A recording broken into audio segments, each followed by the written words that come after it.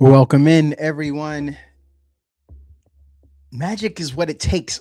Sports show, talking with Donato podcast. I'm glad you guys are in. I want to get. I'm just anxious to get started. I want to get to it. The Orlando Magic take Game 4, beating the Detroit Pistons 94-88 behind Desmond Bane's 22 points to grab a 3-1 series lead and put the number one seed on the brink. Despite poor shooting, Orlando won the turnover battle and now sits one win away from a historic upset. Is this more about Orlando's grit and execution or Detroit collapsing under playoff pressure? Both things can be true at the same time. Orlando is executing, they're forcing turnovers and staying composed in big moments. But Detroit, they're sloppy and their inability to protect the ball, it's amplifying the upset. In the playoffs, pressure exposes weaknesses. And right now, the Pistons are cracking while the Magic are capitalizing. Brendan Sorsby is entering a treatment program for gambling addiction after placing thousands of bets, triggering an NCAA investigation that could impact his eligibility. Once seen as a top transfer and NFL prospect, his future is now uncertain as he prioritizes recovery.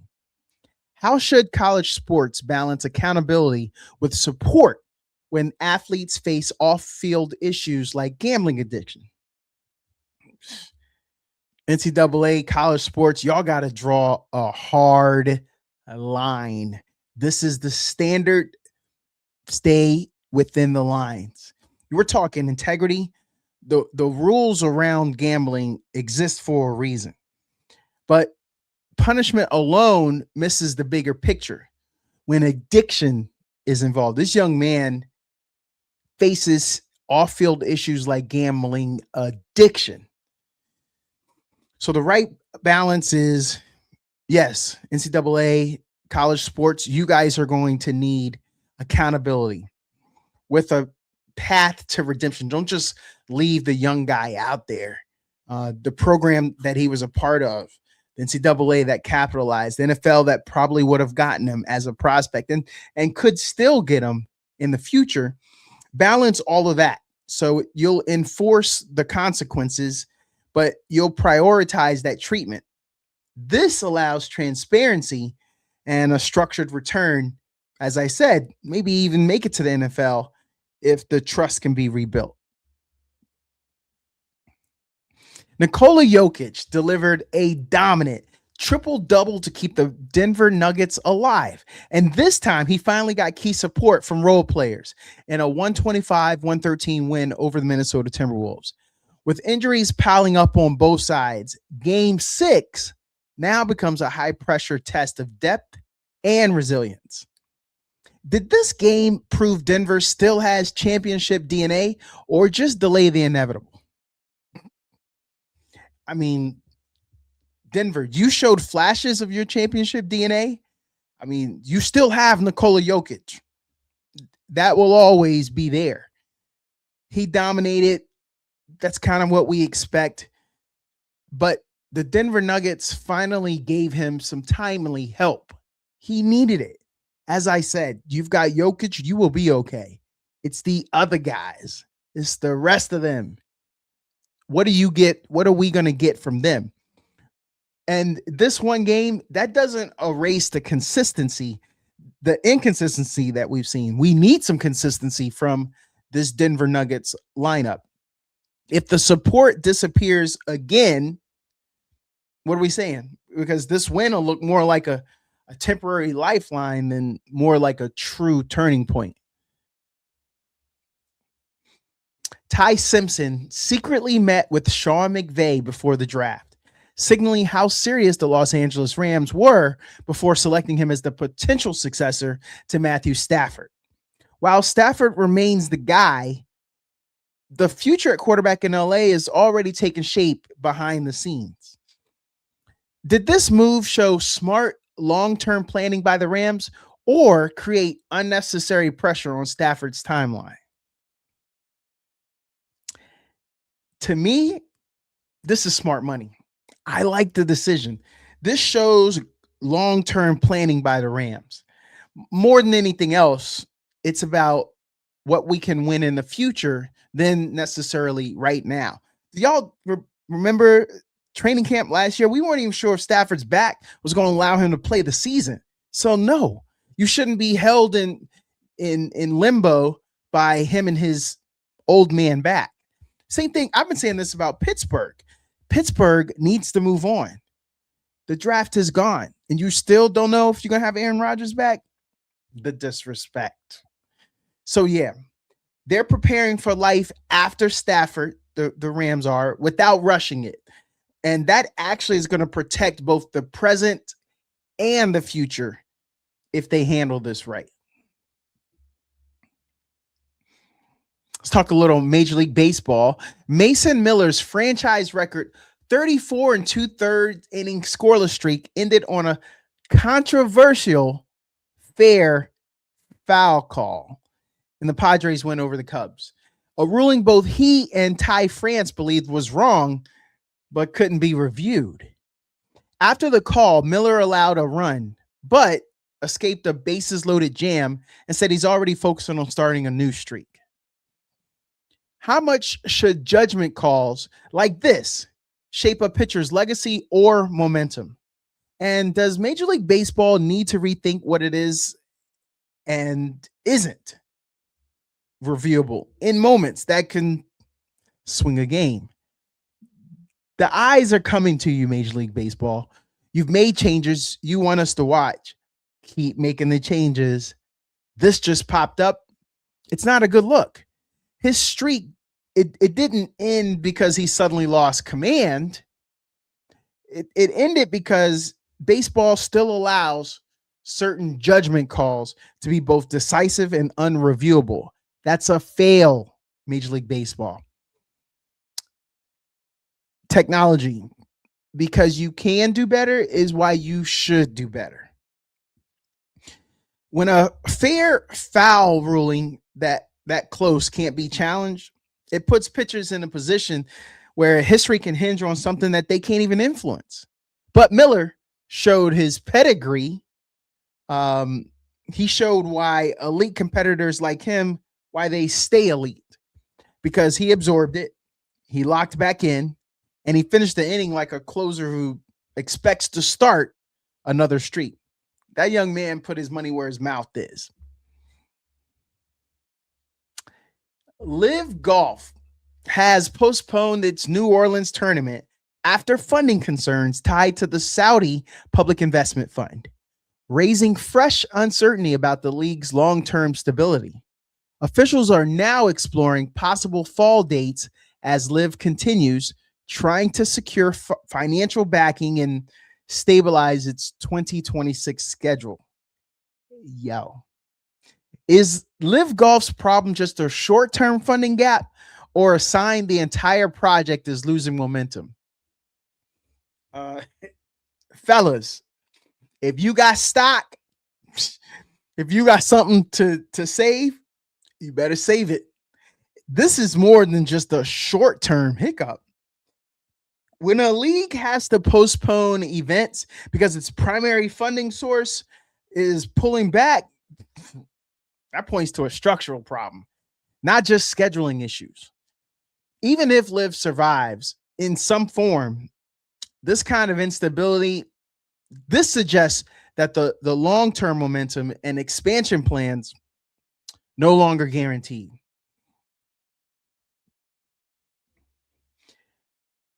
We'll talk a little bit about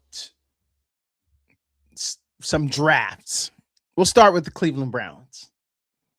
Cleveland doubled down on its biggest needs, rebuilding the offensive line and adding 2 top-tier receivers while also landing strong value on defense with Emmanuel McNeil-Warren. It's a deep, balanced class that should produce multiple week 1 contributors and continue the momentum for last year's standout draft. Did the Browns strike the right balance between rebuilding the trenches and upgrading their playmakers? Or should they have approached this draft with a different priority order? Cleveland, absolutely. They nailed the balance. Yo, where them Browns fans at? Where y'all at? Y'all should be feeling real good right now. Seriously. They rebuilt the offensive line with volume and upside while also adding not one, two receivers who can, those two receivers, they could change the identity of an offense that, according to last year, they needed some juice. The draft feels like the front office is doubling down on a clear vision. They want to protect the quarterback, create explosive plays, and build a roster deep enough to survive injuries. Head over to the NFC East. How about them Cowboys? Dallas attacked its disastrous 2025 defense head on. They landed Caleb Downs and Malachi Lawrence in round one, and then they added multiple front seven pieces to rebuild a unit that gave up big plays like at a historically horrible rate. With 5 defensive picks and 2 value swings on offense, this class feels like a reset for a roster that needed an identity change. Did the Cowboys do enough to fix a defense that collapsed last season, or will their 2026 success still hinge on whether these rookies can contribute right away? Yo, Dallas, y'all did the thing. I am happy with this draft. I love the amount of picks. I love what you did with the picks. You guys did exactly what a broken defense demands. You guys invested premium picks in players who can immediately change the unit's speed, physicality, and playmaking. Starting with Caleb Downs, he gives them a true tone setter on the back end. Whether this overhaul works will come down to how quickly Downs and Lawrence and the new edge group can stabilize a defense that they gave up explosive plays at a historically horrible rate last year. But on paper, the Cowboys finally addressed the right problems. I want to give a shout out to Death Before Dishonor over there on Blue Sky. He gave me this topic. The 2026 Rookie of the Year race for the NBA is tight, but the gap in efficiency versus volume is glaring. So Flag put up numbers on 1,061 shots for a 26-win team, while Con Knippel was nearly as productive on 570 shots for a 44 play-in squad. Are voters rewarding production or projecting future superstar potential? Yeah, I think everyone is excited about Cooper Flag. And since the keys to the Dallas Mavericks were given to him and he had full control, Kyrie's not there. AD wasn't there for him to have to spread the ball. It's just like, young buck, go do what you got to go do. He dropped that 50-point game, and that's what they needed. The voters, the hype train, needed Cooper Flag to get Rookie of the Year. But come on, Nipple, what he did, how can we overlook such an incredible 570 shots? That's it. Because his old teammate from Duke did about twice that to secure. I think if it was that close, and this is one of the closest in 20 years, you may have to go back to the last time they shared Rookie of the Year. I think a 44-win play-in NBA team is valuable. Con Knippel came in and flipped the whole thing on its axis. I love it.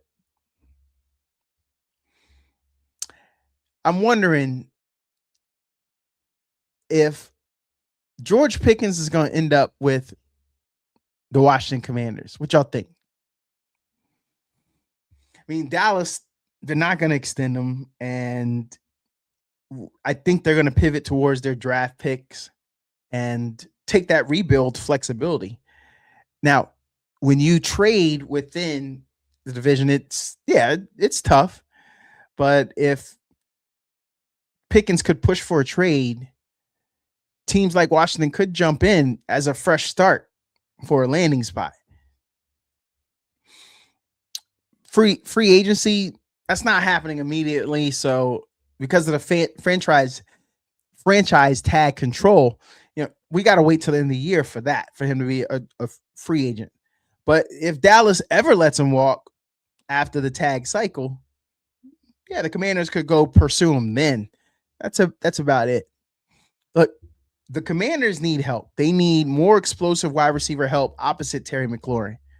Jaden Daniels is on a rookie quarterback window, so those cheap contract years help. Pickens fits the vertical threat mold that they lack. But his character, his consistency questions have followed him in NFL circles. And I think that's another reason why the traffic for him has cooled. Now, the Commanders usually prioritize their culture fits with the Dan Quinn style leadership. So I think the price tag might be too high because of how the culture has been around George Pickens. It's possible. It's just not easy. And it's not something right away that's going to happen. We'll have to see what's happened. Golden State's dynasty. It blended Kerr's system with a core that was already empowered and ascending, raising the question of how much was inherited versus innovated. The tension between foundation building and championship winning makes the Warriors the perfect case study in how dynasties are actually formed. Which matters more to the Warriors' run? The culture and confidence Mark Jackson built, or the system and adjustments Kerr added once the stars were already in place? I believe it's the former. Mark Jackson building that system and giving a confidence, building the culture. We just talked about it with the Commanders. That's important. That's how you keep the pieces together to be inherited by Steve Kerr. Look, after 4 championships, you can't besmirch Kerr and what he did. That'd be stupid. But you also would be stupid in overlooking the job that Mark Jackson did in finding this talent and finding how to make this talent work so they stay together. Splash Brothers aren't the Splash Brothers if they don't understand we got to coexist as brothers, work in tandem. A coach had to put that in their heads. And sometimes some coaches, they can't do that. Young Draymond, corralling Draymond, we don't remember hearing a lot of issues. That's talent management. That's Mark Jackson. He needs some props on that. Let's talk about the Raiders. They landed their franchise quarterback in Fernando Mendoza and followed it with a string of high upside defensive picks and explosive athletes, highlighted by Trayden Stukes and Mike Washington Jr. While the lack of wide receiver help is a real concern, this class gives Las Vegas a clear identity, and that's an identity shift built around its new quarterback and a faster, more dynamic defense. Did the Raiders surround Fernando Mendoza with enough immediate support, or will their 2026 season hinge on whether this rookie class can elevate a roster still thin at key skill positions? Raiders, you did it right. They made the right foundational move by securing Fernando Mendoza. You got to have the building block. That's what he is. But the real question is whether the rest of the roster can rise with him. And right now, the lack of proven wide receivers makes that an open challenge. They added speed, versatility, and defensive upside throughout the draft. But unless someone emerges as a true wide receiver 1, Mendoza may be asked to elevate more than a rookie quarterback should. That's the key. He's got to have the tools. He's got to have the pieces around him. If that's not going to be there, it's going to be tough sledding.